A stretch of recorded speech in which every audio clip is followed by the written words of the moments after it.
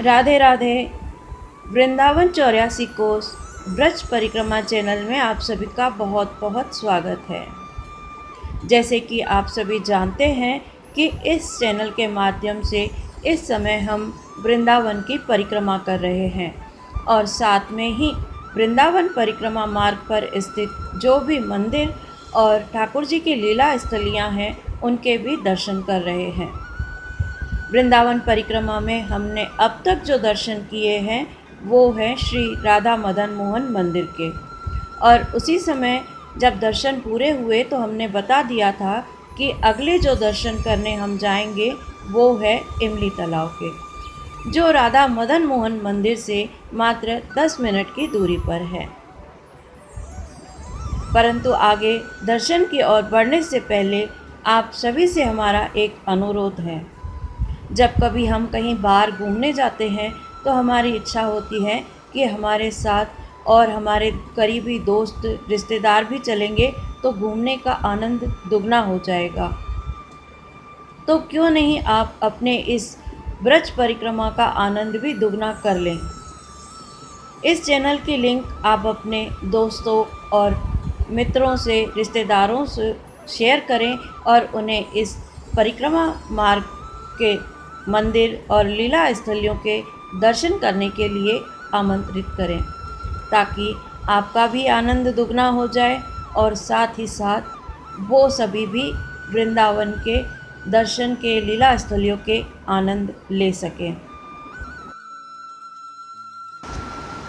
और जिन व्यूअर्स ने अभी तक चैनल को सब्सक्राइब नहीं किया है उनसे भी हमारा अनुरोध है कि वो पहले चैनल को सब्सक्राइब कर लें और साथ में लगे बेल आइकन को भी प्रेस कर लें, ताकि जब भी हम इस चैनल पर किसी नए दर्शन के लिए चलेंगे तो तुरंत उन्हें नोटिफिकेशन आ जाएगा और वो उसी समय हमारे साथ दर्शन का आनंद ले सकेंगे।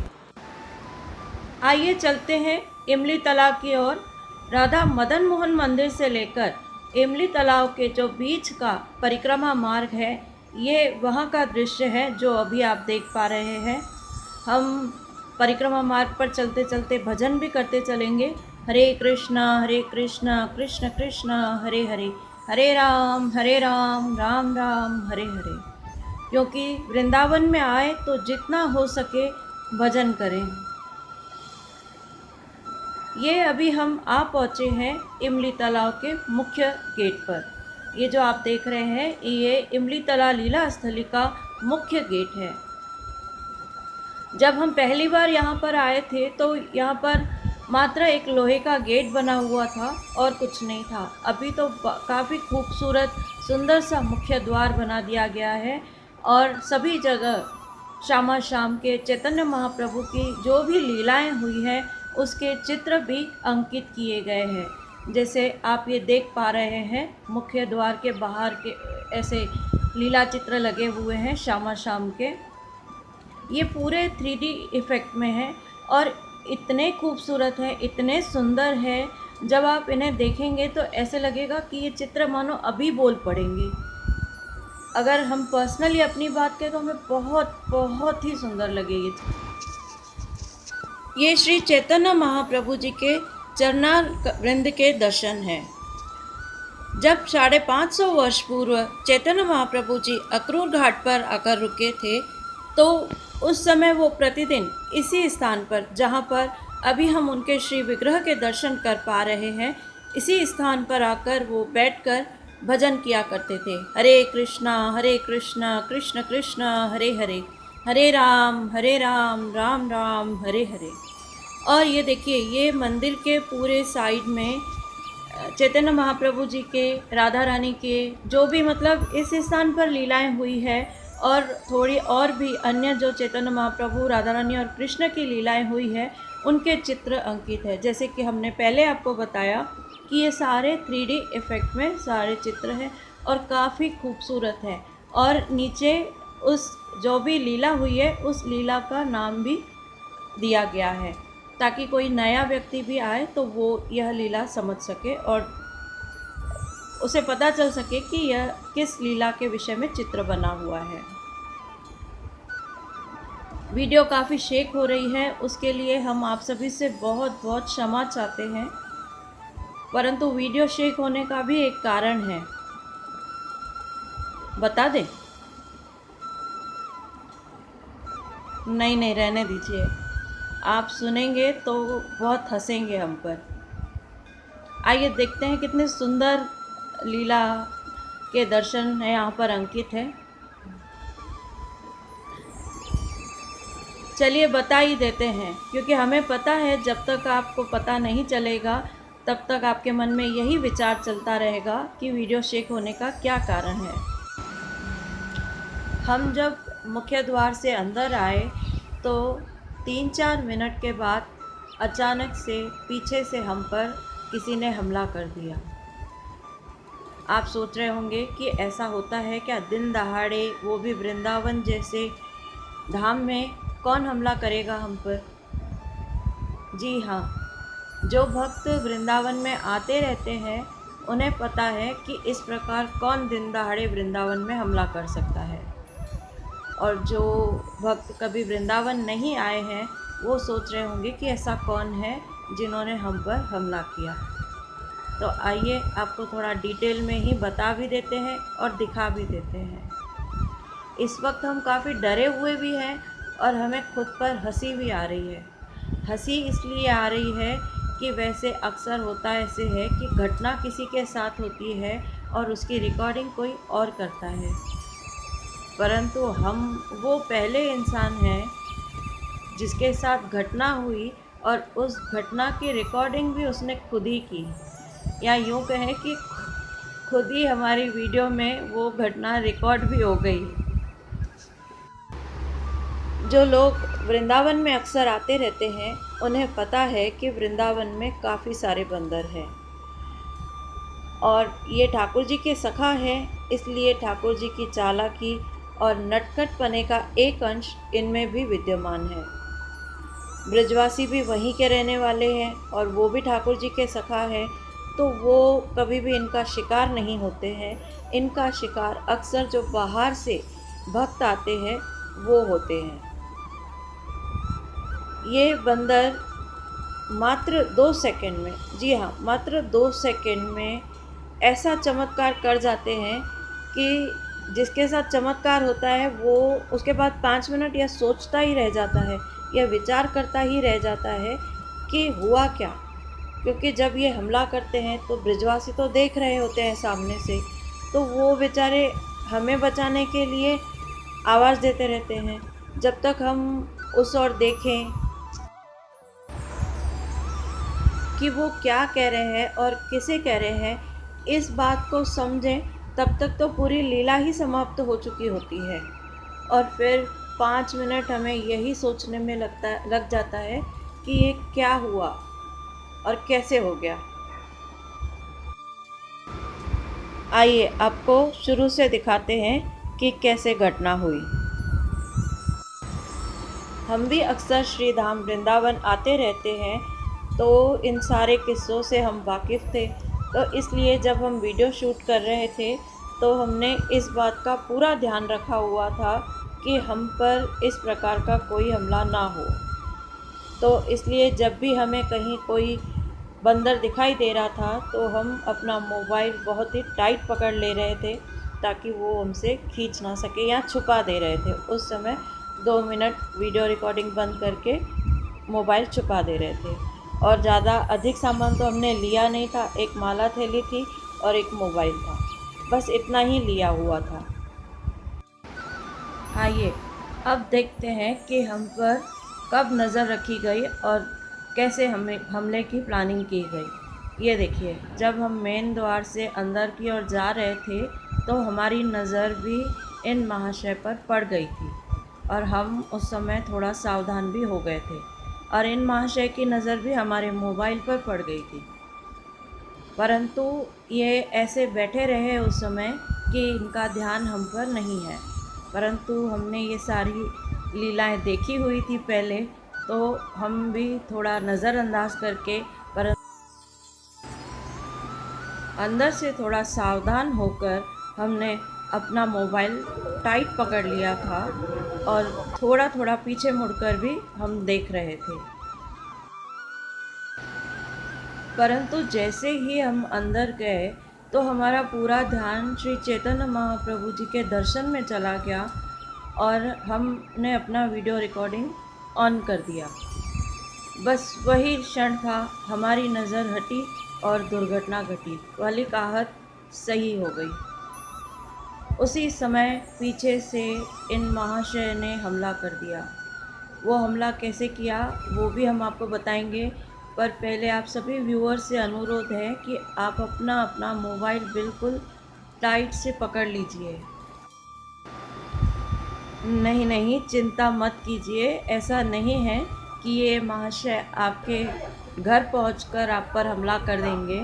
ये तो हम आपकी सेफ्टी के लिए कह रहे हैं कि कहीं आगे हमारी चिल्लाने की आवाज़ सुनकर डर के मारे आपके हाथ से आप लोगों के मोबाइल ना गिर जाए, तो इसलिए पहले ही सेफ्टी के तौर पर आपसे ये प्रार्थना कर रहे हैं।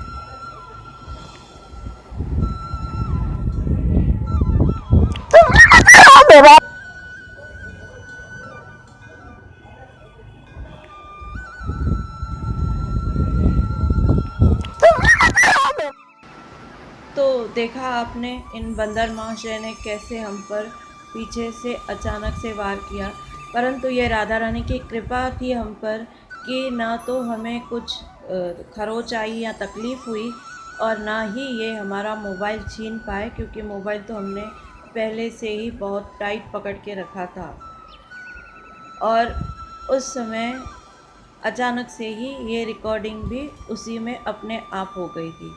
ये हम बाद में देख कर खुद इतना हंस रहे थे कि अपने साथ हुई घटना की रिकॉर्डिंग भी हमारे अपने ही मोबाइल में हुई है। तो आइए, अब बंदर महाशय की लीला तो देख ली, अब श्रीधाम वृंदावन में अपने ठाकुर जी की लीलाएं देखते हैं। ये देखिए कितने सुंदर है। पहले के जो लीलाओं के चित्र हम देख चुके हैं, नीचे भी लीलाओं के जो भी नाम हैं वो भी लिखे हुए हैं। ये श्री राधा रानी का अभिषेक है। ये उस समय हम थोड़ा डरे हुए थे, तो थोड़ा चित्रों के पास जाते हुए भी डर रहे थे, तो सामने नहीं गए। अभी आगे जो भी चित्र आएंगे उसमें हम थोड़ा और भी क्लोज में करके आपको दिखाएंगे सारी लीलाएं जो भी है चित्रों में, और जो नीचे नाम है वो भी थोड़ा कंसंट्रेट कर उस पर दिखाएंगे। इसमें बहुत ही सुंदर सुंदर सारी चैतन्य महाप्रभु जी की लीलाएं हैं। और एक जो कृष्ण की यहाँ पर लीला हुई थी वो इस प्रकार हुई थी कि जैसे आप सभी को पता है कि जब महारास हुआ था तब गोपियों को थोड़ा अभिमान हो गया कि स्वयं ठाकुर जी उनके साथ महारास रचा रहे हैं। तो ठाकुर जी हर अपराध माफ़ कर सकते हैं, परंतु उनके भक्तों के मन में कोई अभिमान आ जाए, ठाकुर जी उसे माफ़ नहीं करते हैं, क्योंकि उन्हें पता है कि आज अगर भक्त के मन में अभिमान आ गया है तो यह आगे चलकर ज़रूर मुझसे दूर हो जाएगा। तो इसीलिए ठाकुर जी कृपा करके सबसे पहले अपने भक्तों का अभिमान दूर करते हैं। महारास में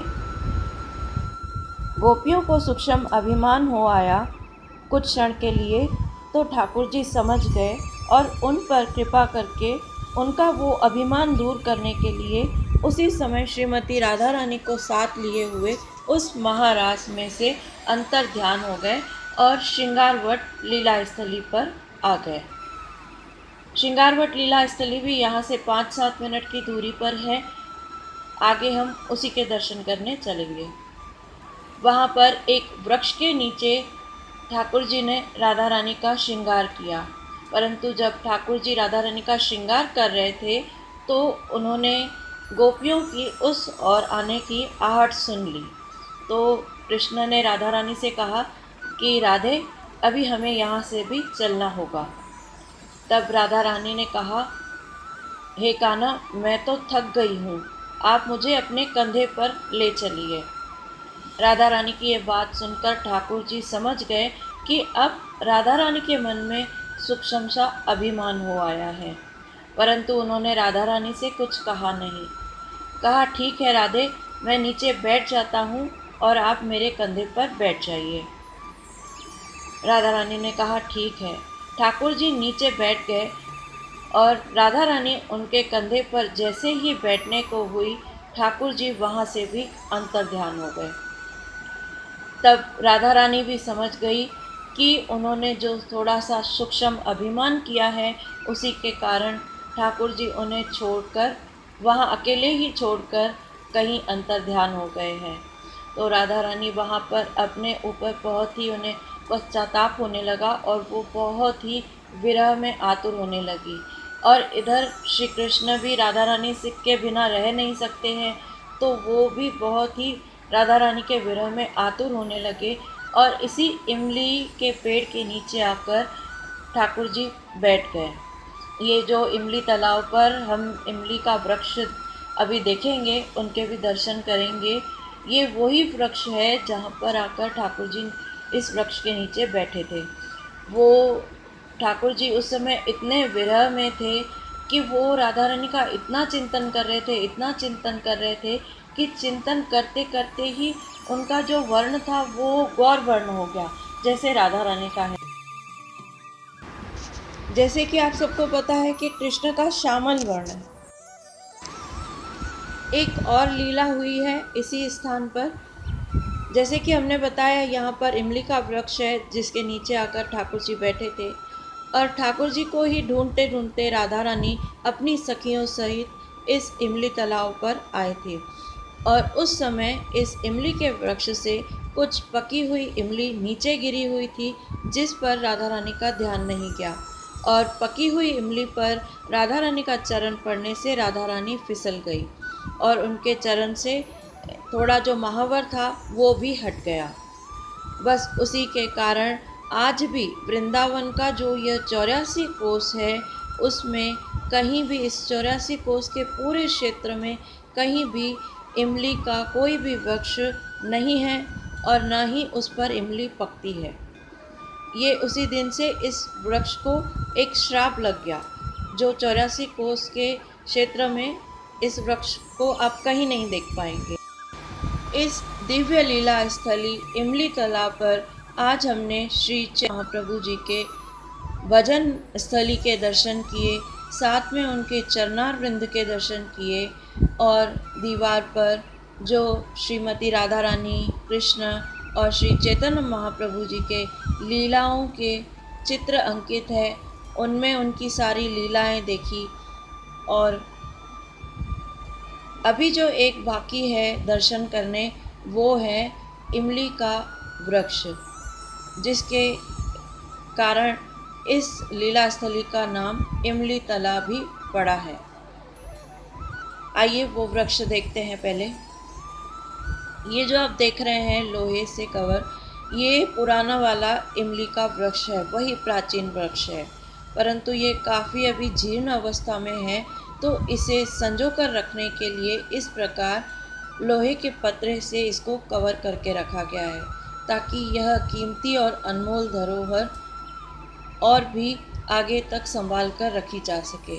साथ ही में इसके साथ एक नया इमली का वृक्ष भी यहाँ पर लगा दिया गया है, परंतु उस इमली के वृक्ष में भी इमली कभी पकेगी नहीं। इमली का वृक्ष तो होगा, पर इमली किसी भी वृक्ष पर नहीं पकेगी। ये देखिए, चैतन्य महाप्रभु के काफ़ी ही विशाल विग्रह के दर्शन हैं, जो बहुत बहुत सुंदर लग रहे थे सामने से।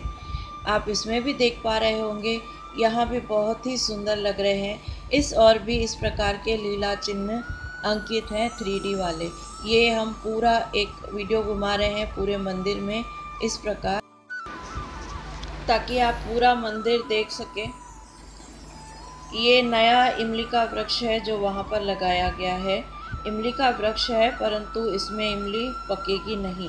इसमें क्या, पूरे 84 कोस का जो ब्रज का पूरा 84 कोस का क्षेत्र है, उसमें आप कहीं भी पकी हुई इमली नहीं देख पाएंगे। और ये जो पूरा है, ये पतरे से जो कवर है पूरा, ये सारा पुराना प्राचीन वृक्ष है इमली का। और ठीक इसी के नीचे ये जो आप देख रहे हैं कुछ लिखा हुआ है, ये यहाँ की जो लीलाएं हैं वो यहाँ पर लिखी हुई है। हिंदी में भी लिखी हुई है और साथ में इंग्लिश में भी लिखी हुई है। ये थोड़ा हम क्लोज में करके आपको दिखा देते हैं। ये देखिए वृक्ष के अंदर से दर्शन हो रहे हैं यहाँ से। ये पूरी लीला इस बोर्ड पर लिखी हुई है जो अभी हमने आपको बताई है।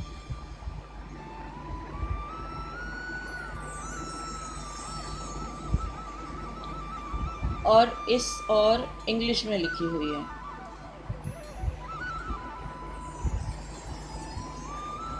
और ये देखिए सामने चैतन्य महाप्रभु के कितने विशाल और दिव्य दर्शन हैं। हमने जब इसे पहली बार देखा तो हम तो देखते ही रह गए। हमारा तो मन कर रहा था हम यहीं बैठ जाएं कुछ समय के लिए। बहुत ही सुंदर दर्शन थे, बहुत। ये देखिए इस और भी इस प्रकार के सारे लीला के दर्शन अंकित हैं। आशा करते हैं इतनी दिव्य और अद्भुत लीला स्थलियों के दर्शन करके, उनकी लीलाओं को सुनकर आपको भी उतना ही आनंद आ रहा होगा जितना कि हमें बताते हुए और इन लीला स्थलियों के दर्शन करवाते हुए आनंद आ रहा है। अभी जो हम दर्शन करने जाएंगे वो है झाड़ू मंडल लीला स्थली, जो यहाँ से मात्र 5 मिनट की दूरी पर है। राधे राधे।